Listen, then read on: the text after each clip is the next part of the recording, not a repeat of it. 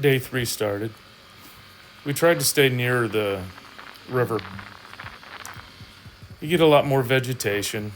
Unfortunately, you do get a lot more water, as we found. Our route was quickly blocked. Josh was able to make it through, but we knew there was no way we were going to continue on that route. So we decided to split and follow the path out to a certain point. When the other three of us turned around and made it to that point, we found our route blocked several times. Also, Josh found his route blocked several times and got stuck in a bog and had to pull his bike out. We ended up having to all make it back to the same spot where he had originally crossed, and he had to cross back. Again, it was quite deep and barely made it.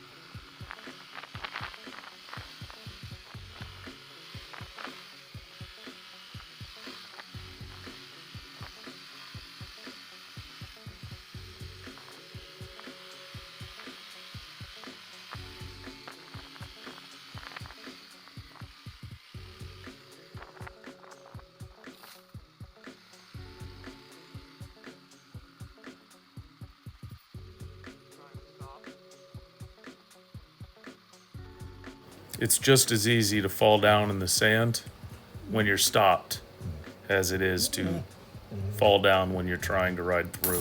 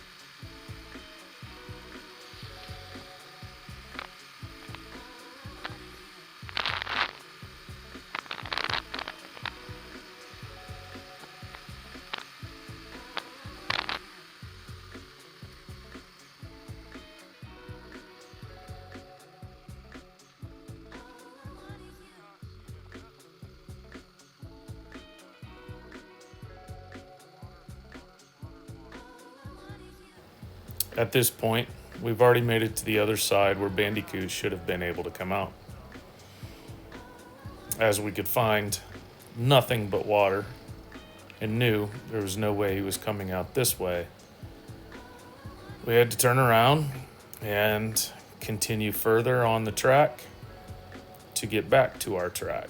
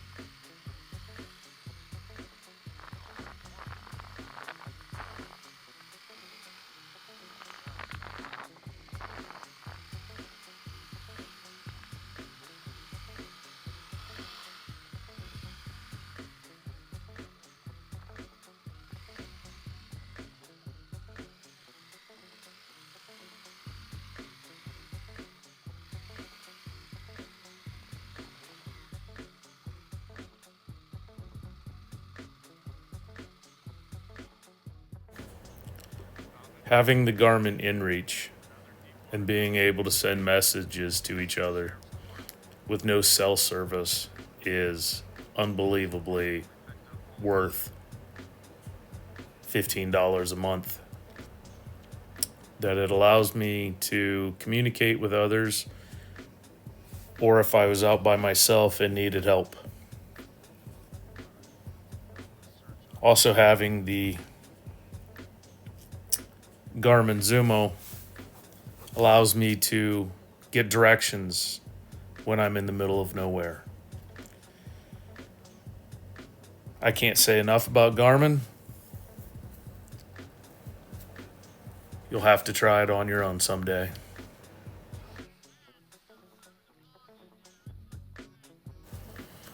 As you see, we are waiting on Josh to recuperate from his lovely time of pulling his bike out of a bog before he tries to get through this deep water again, and we make our way and play the rest of the day.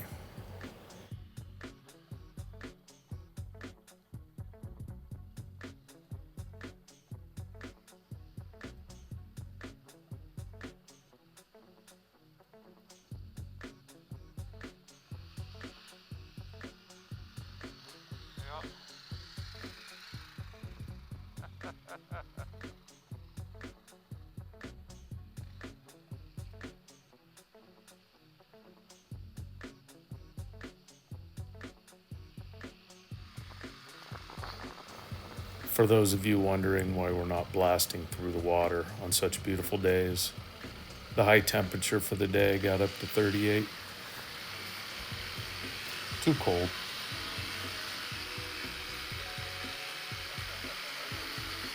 Not bad. I never even let watch the training here first, you know. It was definitely doable. But if we couldn't have seen the bottom, you know. Most of the water we ran across for the rest of the day was less than a foot deep. We did find some obstacles that we had to ride around. I'm pretty sure I can guarantee you picked it. But it made it interesting. How many times we have had to turn around and cross water?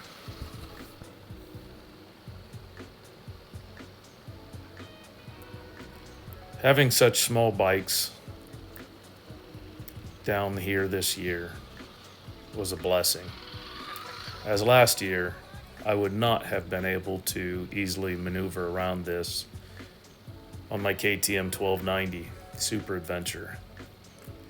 She weighs about 550 pounds, when this little KLX is only 304.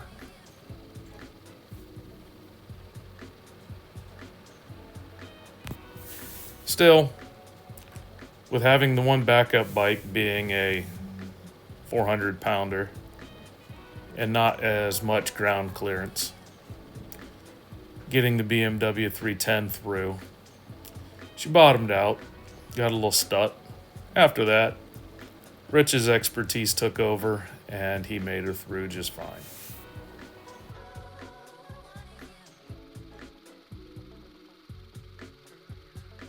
I came towards the road and crossed right about where you see the land on the right-hand side for you. There, it's simple.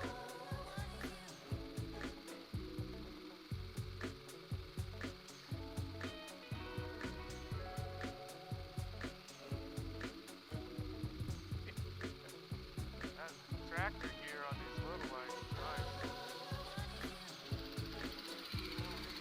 Yeah. Did you hear about the record amount of snow in Florida in February 2025? No, me neither. We were there in January. And it snowed. And it was cold. I thought that's why we left Ohio to go ride, but that's all right. We were able to have a snowball fight in TATE'S Hell. So yeah, we had a snowball fight in hell. It was beautiful. Absolutely gorgeous. Ride safe.